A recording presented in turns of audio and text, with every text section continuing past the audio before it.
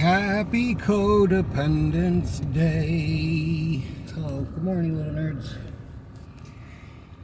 Man, Independence Day used to be the worst because my high school sweetheart lived where the kind of like, obviously once a year they do the fireworks, and they used to do them like literally like right near her house.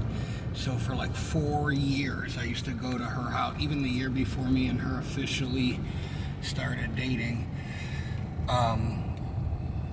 She the fireworks are right near her house. So after I moved down here right before Y2K, and funny story, I drove down here with a guy from Akron, New York.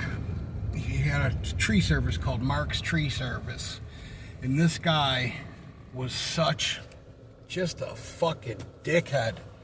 But I wanted to move to Florida, and he goes to Florida in the wintertime. So I took a job going to Florida with him, and my high school sweetheart, the love of my life at the time,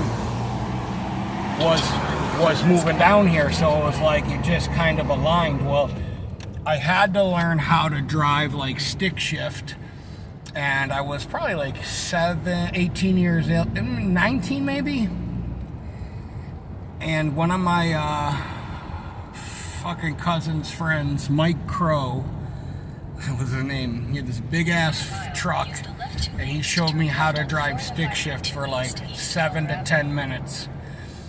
And then the guy goes, "All right, man, I got to see if you can drive this stick shift, or I can't take you to Florida." And I was like in my head, like, oh fuck, I was hopelessly in love with this bitch. And I got in the truck, half-ton dump truck, drove it, and passed. So I get down, drive New York. This is the second time I've been to Florida in my life. I'm only 19. We drive the long way through Ohio and stuff with this convoy of big-ass tree trucks. We get the first night in the hotel, this dude that used to drive this El Camino, he was like 400 pounds. He looked like a roadie for the band Lynyrd Skynyrd, or like the Allman Brothers or something. He tossed and turned all night, but like had night terrors. Like he would be,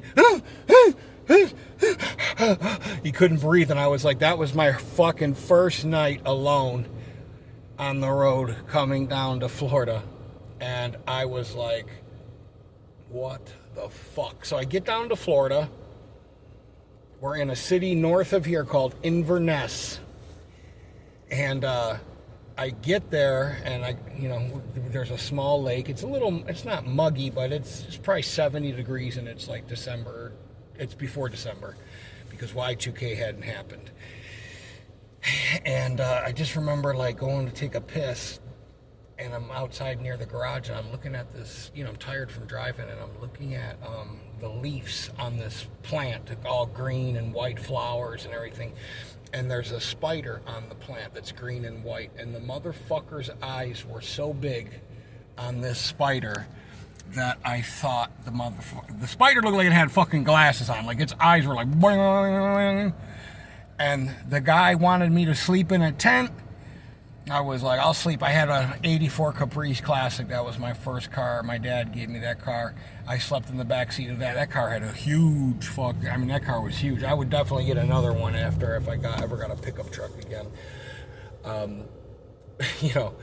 I remember I had the Bible in my back seat, and I just remember crying. I was so scared and pissed off and mad that I drove all the way down there, and the guy's like, "Oh yeah, Mark said you can't sleep in the house." I said, "Let me talk to him." He goes, "Yeah, man, just sleep in the tent. You're good." And I was like, "Fuck you."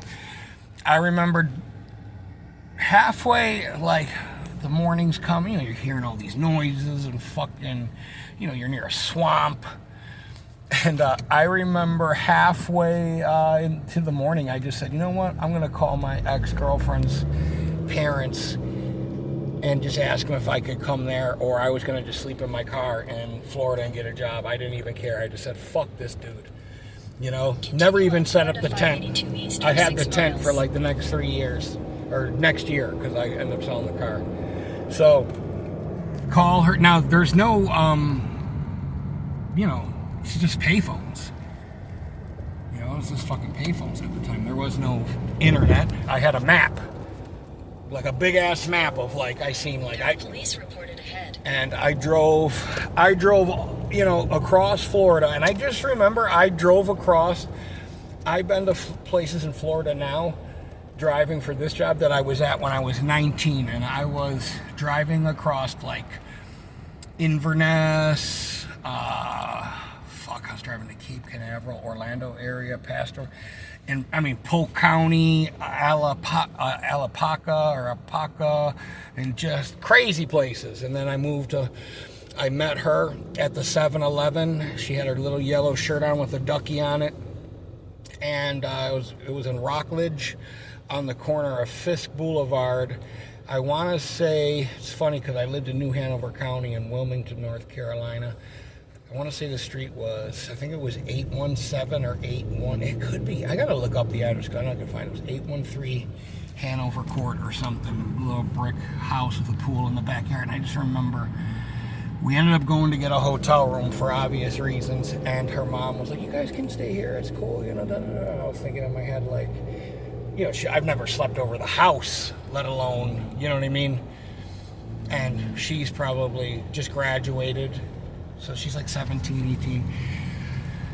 So that was, you know, that was before Y2K. And so this girl was the girl that I spent like 4 Independence Days with. And you fucking ruined my July 4th forever. Now, no.